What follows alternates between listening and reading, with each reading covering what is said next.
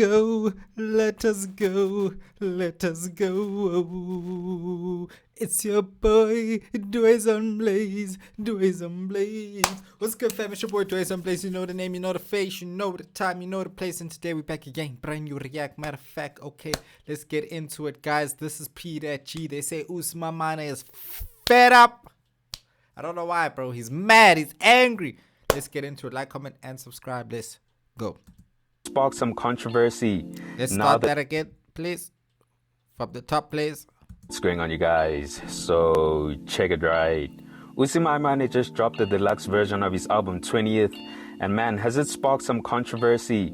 Now the deluxe comes with 7 additional songs with features from Rick Ross, Saudi, Tejo, and Mash Beats. Rose. So the album is really good, right? I mean, Usimamane is really talented, and I don't think anyone can dispute that. You can also tell that he's heavily influenced by that ATL sound, more specifically Thug. And I mean, he kills it in my opinion, but you can tell he's trying to perfect his sound at the same time. But my only criticism about the album is that the sequencing was bad. Yeah. It's definitely not a cohesive album, almost having that playlist or mixtape feel to it. But I mean, the music is still good nonetheless, and that's what matters. Now with that said, I want us to discuss one of the records from the album, and it's titled 2 p.m. in Dubai. And I must say that the boy was talking his shit on this one. Now it's clear that he took a page out of Drake's book with the title of this record. I mean, it's a timestamp record, and that's been synonymous with Drizzy. Now, if you've been following Usimamane's career on social media, you'll know that he's received his fair share of criticism throughout the year. And when listening to this record, it felt like he had been suppressing all the negative emotions he's been feeling throughout the year, and finally decided to express himself through this song. Now, he first starts off by saying, "I'm still the topic of my town, I don't care about no crown. They can hate me how they like, but on them charts I double down. Niggas talking about bots, they tried talking about my sound. They were sitting at #1, where the fuck they sitting now? They can always run their mouth." Now the boy addressed quite a few things here, right? Now, if you guys remember, Usimamane announced that he would be dropping his album on the 13th of September. Yo, guys, Usimamane is talking crazy. He's talking crazy. I won't even lie to you. Yo, that's spicy. A few weeks ahead of the time, but a day before the 13th, A-REECE announced that he would be dropping his mixtape Kill the King on the 13th as well, which was the same day as the Durban native. And a narrative from the fans started to spread that REECE was killing the boy's hype by dropping on the same day as him. And REECE ended up charting for a full week at the #1 spot across all genres, ahead of Usimamane on both Apple Music and Spotify. After that week, we saw REECE chart behind the newcomer. Hence, we have him saying that they were sitting at #1, but where the fuck are they sitting now? He also makes mention of being the topic of his town and not needing a crown, which is another reference towards REECE, who claims to be the king. So he's definitely talking his shit, and he directs his attention towards the fans that have been criticizing him, talking about how he's been getting hated on, but it's ironic because on the charts he gets a lot of love. He also makes mention of how he's seen the narrative of people claiming that he uses bots because his numbers are doing so well, and that he's also seen the conversations of people talking about his sound, where people claim that he sounds like Nasty C and Blackie, but he isn't fazed by that because he knows people always have something to say, or better yet, they like to run their mouths.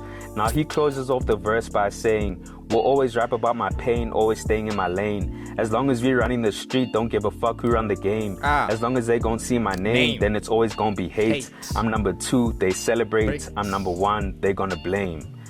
So with these closing lines, right, it sounds like he's been blocking out all the noise, just focusing on his own career path, not being concerned with anyone else. He also realizes that when he was charting at #2 behind REECE, he felt more love, with people celebrating his debut, but as soon as he overtook REECE, that love quickly turned into hate, and people were blaming him for using bots, with the streams not being organic and Gamma potentially having a hand in that.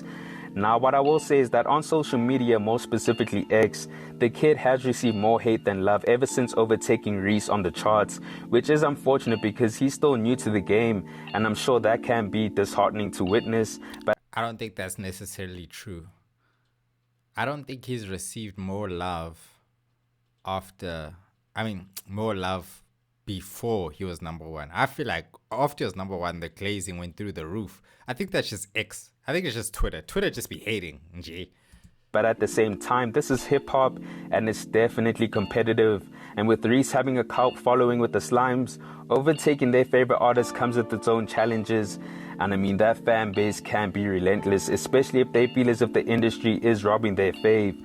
Whereas you have this newcomer who was signed to Gamma Rights, getting huge label supports, having budgets for music videos, being shot in Dubai with Lambos, as well as breaking streaming records and dominating charts. Well, if you know the Slimes, then it was only inevitable that they would eventually shit on the boy. And with him dropping a verse like this, best believe they put a target on him and are praying for his downfall, which is unfortunate because, as I said, he is a newcomer to the game and he's just speaking on things from his perspective. Now, before I close off, right, I also found it interesting that Usimamane utters the words "one of them once, bro, it's us and never them," which is reference to Mash Beats, who I've always seen post those words on X. Now, I'm not saying Usimamane is choosing sides or anything, but I do find that telling. And I mean, he did travel to Dubai with Mash, who is featured twice on the album. So they obviously have a relationship with each other, but I'm not sure if that fuels the situation anymore. But I mean, Reece and Mash aren't cool with each other, and I know for sure the Slimes don't take too kindly to that.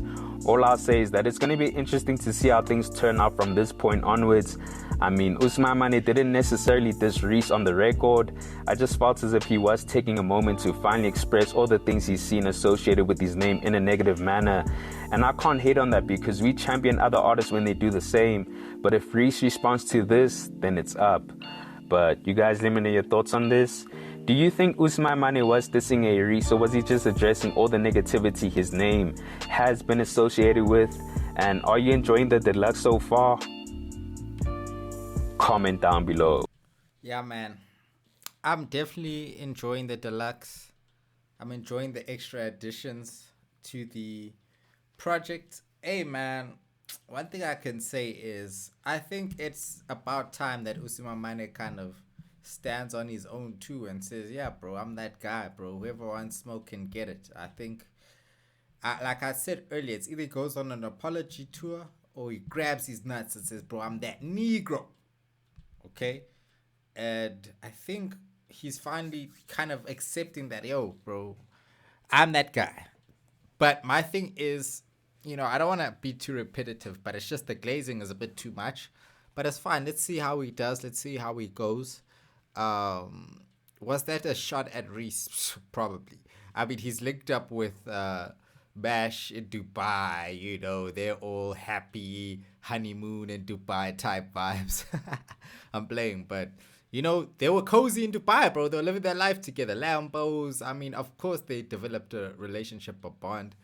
You know, they experienced some dope shit together. So, you know, I think if Usimamane is gonna pick a side, of course he's gonna pick Mash Beats and Words and all those guys. Clearly, he been on that side.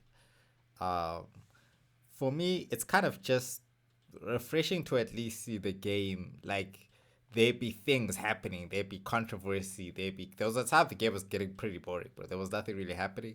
But Usimamane seems to be the new guy who's coming and shaking up everything, you know, but shaking up the game. So, hey, man, we're here for it, bro. We're here for it.